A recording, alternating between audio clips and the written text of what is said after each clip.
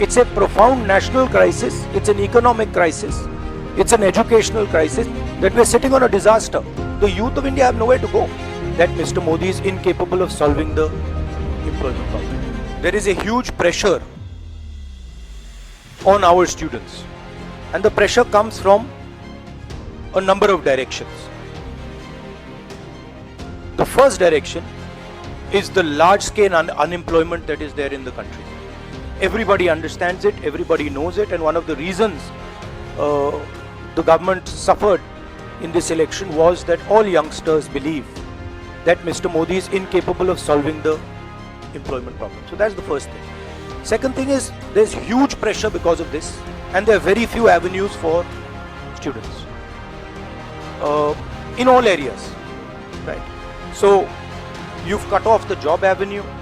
Now you're cutting off the exam avenue. You're saying, you can take an exam, you can study, you can work as hard as you want.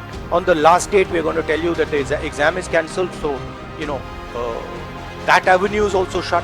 You've shut avenues like Agniveer. You've shut avenues like the public sector. So the youth of India have nowhere to go. It doesn't matter whether you're an graduate IIT student or you're trying to join the army. The youngsters in India simply have no way through. And it's not just an educational crisis. It's a crisis in pretty much every sphere that we are facing. Now, before the elections, it was very clear that there was massive control of the media, massive control of the other institutions, so people were quiet. Now people are very clear that we're sitting on a disaster, and we've got a government that is crippled, cannot do the job. It's literally walking around on one leg, right? So, yes, it's a crisis. It's a profound national crisis. It's an economic crisis.